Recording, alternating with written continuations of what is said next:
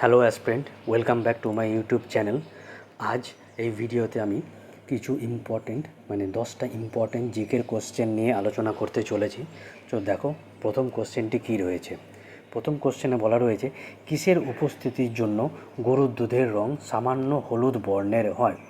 কিসের উপস্থিতি থাকার জন্য গরুর দুধের রং সামান্য হলুদ বর্ণের হয়? বলো কিসের কারণে হয়ে থাকে? কিসের উপস্থিতির জন্য গরুর দুধের রং সামান্য হলুদ বর্ণের হয়? এক্ষেত্রে আমাদের উত্তরটা হয়ে যাবে অপশন বি। অপশন বি হয়ে যাবে আমাদের উত্তর, অর্থাৎ ক্যারোটিন। ক্যারোটিন থাকার জন্য গরুর দুধের রং সামান্য হলুদ বর্ণের হয়। এর সঙ্গে দুধ সম্বন্ধে আরও একটা ইম্পর্টেন্ট জিনিস আমাদের জেনে রাখা ভালো, সেটা হচ্ছে গরুর দুধে ভিটামিন বি থাকে। ভিটামিন বি থাকে।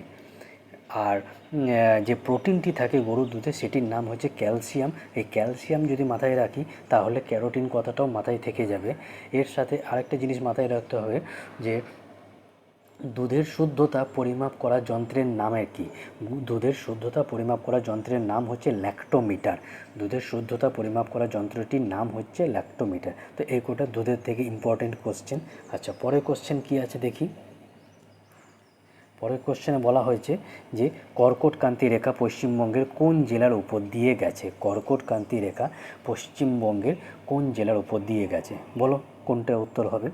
কর্কটক্রান্তি রেখা পশ্চিমবঙ্গের কোন জেলার উপর দিয়ে গেছে? তো এক্ষেত্রে আমাদের উত্তরটা হয়ে যাচ্ছে অপশন এ। এক্ষেত্রে আমাদের উত্তর হয়ে যাচ্ছে অপশন এ। কর্কটক্রান্তি রেখা পশ্চিমবঙ্গের নদিয়া, পুরুলিয়া ও বাঁকুড়া জেলার উপর দিয়ে গেছে। এবার সঠিকভাবে বলতে গেলে কর্কটক্রান্তি রেখা পশ্চিমবঙ্গের 5টি জেলার উপর দিয়ে গেছে।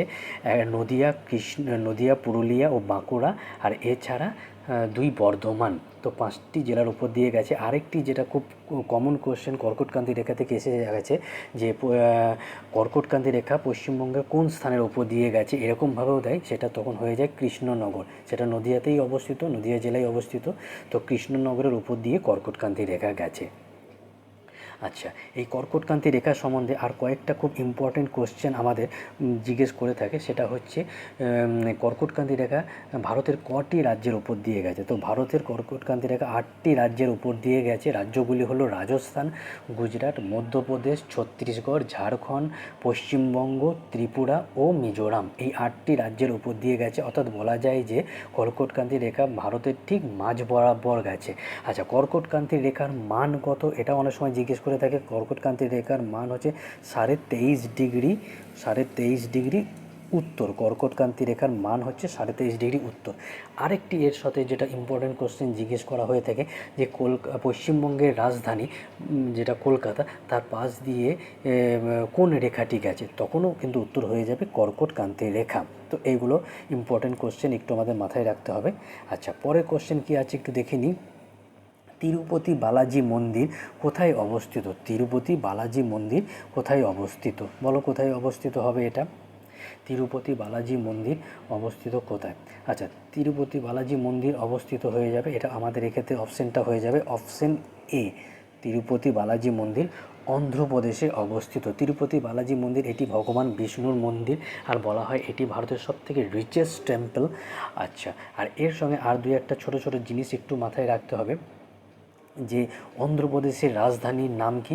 অন্ধ্রপ্রদেশের রাজধানীর নাম হচ্ছে অমরাবতী। তবে বিশাখাপত্তনমকেও তারা রাজধানী হিসাবে চেয়েছে।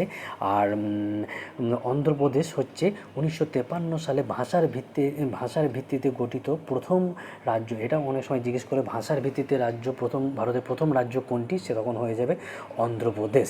আর অন্ধ্রপ্রদেশকে ভারতের কি বলা হয়? ভারতের ধানের গোলা বলা হয়। ভারতের ধানের গোলা বলা হয় অন্ধ্রপ্রদেশকে। এটা অনেক সময় জিজ্ঞেস করা হয় যে ভারতের ধানের গোলা কোন রাজ্যকে বলা হয়, তখন হয়ে যাবে অন্ধ্রপ্রদেশ। ঠিক আছে, চলো পরের কোশ্চেন কি আছে দেখে নিই। আচ্ছা, 4 নম্বর কোশ্চেনে কি বলা হয়েছে? কে ভারতে দলহীন গণতন্ত্র ধারণাটি প্রস্তাব করেছিলেন? কে ভারতে দলহীন গণতন্ত্রের ধারণাটি প্রস্তাব করেছিলেন? বলো কে হবে? এক্ষেত্রে আমাদের উত্তরটা হয়ে যাবে অপশন এ। এক্ষেত্রে আমাদের উত্তরটা হয়ে যাবে অপশন এ, আচার্য বিনোবা ভাবে। আচার্য বিনোবা ভাবে দলহীন গণতন্ত্রের ধারণাটি প্রস্তাব করেছিলেন। পরের কোশ্চেন কি আছে একটু দেখি। 5 নম্বর কোশ্চেনে বলা হয়েছে টর। টর কিসের একক? টর, TORR, টর কিসের একক? বলো টর কিসের একক হবে? আচ্ছা, এক্ষেত্রে আমাদের অপশন হয়ে যাবে বি, টর হলো চাপের একক। টর হলো চাপের একক। টর পরম স্কেলের উপর ভিত্তি করে চাপের একক। টর হয়ে গেল পরম স্কেলের উপর ভিত্তি করে, পরম স্কেলের ওপরে, পরম স্কেলের ওপর ভিত্তি করে চাপের একক। আর চাপের এসআই একক, চাপের এসআই একককে যেটা অনেক সময় জিজ্ঞেস করা হয়, সেই ক্ষেত্রে আমাদের উত্তর হয়ে যাবে পাস্কাল। আর চাপের মেট্রিক্স একককে, চাপের মেট্রিক্স, চাপের মেট্রিক্স একককে সেটা হয়ে যাবে বার। এটাও জিজ্ঞেস করা হয়ে থাকে। তাই চাপের এসআই একক হয়ে যাচ্ছে পাস্কাল, মেট্রিক্স একক হয়ে গেল বার। আর টর যদি শুধু এরকমভাবে জিজ্ঞেস করে যে টর কিসের একক, সেটা হয়ে যাবে চাপের একক। মানে অপশন বি হয়ে গেল এক্ষেত্রে আমাদের কারেক্ট অ্যান্সার। ঠিক আছে, পরের কোশ্চেন দেখা যাক কী বলেছে। ভারতের জাতীয় কংগ্রেসের অধিবেশনে প্রথমবার বন্দে মাতরম সঙ্গীতটি, খুব ইম্পর্টেন্ট একটা কোশ্চেন, বন্দে মাতরম সঙ্গীতটি গাওয়া হয়েছিল কত সালে? ভারতের জাতীয় কংগ্রেসের কোন অধিবেশনে, এটাও অনেক সময় জিজ্ঞেস করে, তো পরে আলোচনা করছি। জাতীয় কংগ্রেসের অধিবেশনে প্রথম বন্দে মাতরম গাওয়া হয়েছিল কত সালে? বলো কোন উত্তরটা হয়ে যাবে? আচ্ছা, এক্ষেত্রে উত্তর হয়ে যাবে আমাদের অপশন বি। অপশন বি মানে 1896 সালে, 1896 সালে। এবার জাতীয় কংগ্রেসে কোন অধিবেশনে গাওয়া হয়েছিল এই বন্দে মাতরম সঙ্গীতটি? কলকাতা অধিবেশনে। কলকাতা অধিবেশনে প্রথম বন্দে মাতরম সঙ্গীতটি গাওয়া হয়ে থাকে। এটাও গাওয়া হয়েছিল। এটাও অনেক সময় জিজ্ঞেস করে যে জাতীয় কংগ্রেসের কোন অধিবেশনে বন্দে মাতরম সঙ্গীতটি প্রথম গাওয়া হয়? কলকাতা অধিবেশনে। এবার বন্দে মাতরম সঙ্গীত সম্বন্ধে জেনে নেব যে এটা আমাদের ন্যাশনাল সং, আর ন্যাশনাল অ্যান্থেম বললে সেটা হয়ে যায় জনগণমন। তো বন্দে মাতরম সঙ্গীতটি বঙ্কিমচন্দ্র চট্টোপাধ্যায়ের আনন্দমঠ উপন্যাস থেকে নেওয়া হয়েছিল। আর বন্দে মাতরম সঙ্গীতটি ইংরেজিতে অনুবাদ করেন কে? না, ঋষি অরবিন্দ ঘোষ। ঋষি অরবিন্দ ঘোষ বন্দে মাতরম সঙ্গীতটি ইংরেজিতে অনুবাদ করেন। তো এগুলোও খুব ইম্পর্টেন্ট বন্দে মাতরম সঙ্গীত সম্বন্ধে। ঠিক আছে, চলো পরের কোশ্চেন দেখা যাক। 7 নম্বর কোশ্চেনে কি বলা হয়েছে? কোন জোড়াটি শীতল রক্তের প্রাণীদের শ্রেণীভুক্ত? এটা যদি আমরা একটু কমন সেন্স লাগাই তাহলেও পেরে যাব যে কোন জোড়াটি শীতল রক্তের প্রাণীদের শ্রেণীভুক্ত। বলো কোনটি হবে? এক্ষেত্রে আমাদের হয়ে যাবে অপশন বি, ব্যাঙ ও সাপ। সাপ তো বটেই, কারণ সাপের রক্ত গরম, সে শীতল স্থান খোঁজে, তার সাথে সাথে ব্যাঙ। তাহলে ব্যাঙ ও সাপ হয়ে যাবে শীতল রক্তের শীতল রক্তের প্রাণীদের, শীতল রক্তের প্রাণীদের ব্যাঙ ও সাপ। সরি, এটা শীতল রক্তের প্রাণী, তো ব্যাঙ ও সাপ। অপশন বি হয়ে যাবে এক্ষেত্রে কারেক্ট অ্যান্সার। পরের কোশ্চেন কি আছে দেখি।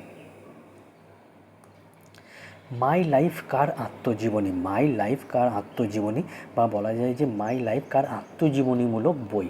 বলো কার আত্মজীবনীমূলক বই হলো মাই লাইফ?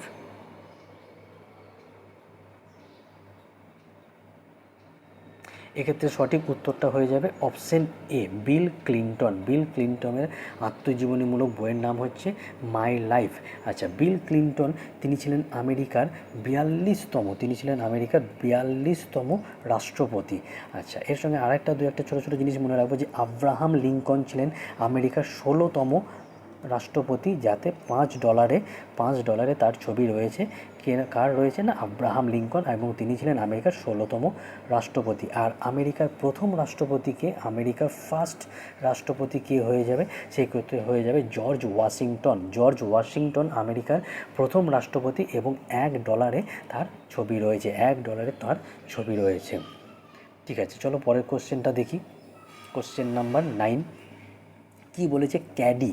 ক্যাডি শব্দটি কোন খেলার সঙ্গে যুক্ত? ক্যাডি শব্দটি কোন খেলার সঙ্গে যুক্ত? বলো, খুবই ইম্পর্টেন্ট একটা কোশ্চেন। ক্যাডি শব্দটি কোন খেলার সঙ্গে যুক্ত? এর আগে কোন একটা পরীক্ষা এটা আসতে দেখা গেছে। তাহলে এক্ষেত্রে আমাদের উত্তর হয়ে যাবে অপশন বি, গল্ফ। গল্ফ খেলার সঙ্গে ক্যাডি শব্দটি যুক্ত। এবার গল্ফ সম্বন্ধে আর একটা ইম্পর্টেন্ট কোশ্চেন যেটা খুব জিজ্ঞেস করে যে রাইডার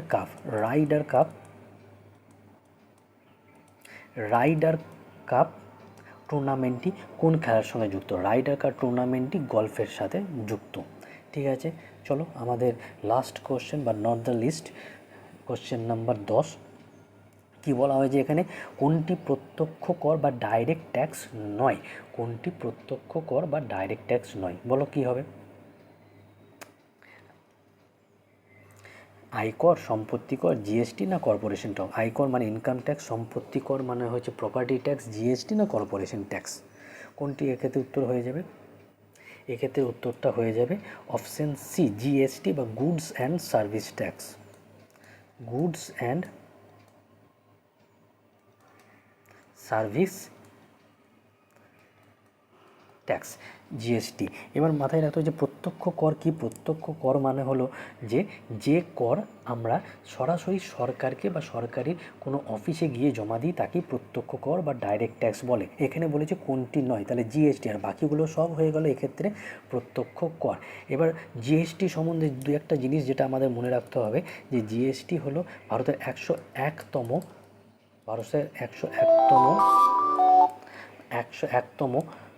সংবিধান সংশোধনীর মাধ্যমে জিএসটি ভারতে লাগু করা হয়েছিল। আর কত সালে জিএসটি ভারতে চালু হয়েছিল? এটা হয়ে যাবে 1 জুলাই 2017 সালে প্রথম এটা ভারতে চালু হয়েছিল। কোথায় না অসম রাজ্যে।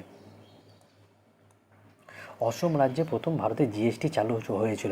আর যদি দেশের কথা বলে যে জিএসটি কোন দেশে প্রথম চালু করা হয়েছিল, না ফ্রান্সে, সেক্ষেত্রে হয়ে যাবে ফ্রান্সে প্রথম জিএসটি চালু করা হয়েছিল। তো এই কোটা হচ্ছে আমাদের আজকের খুবই ইম্পর্টেন্ট কোশ্চেন। তো তোমরা এগুলোকে আবার একবার দেখে নেবে দরকার পড়লে। ঠিক আছে, চলো, গুড বাই।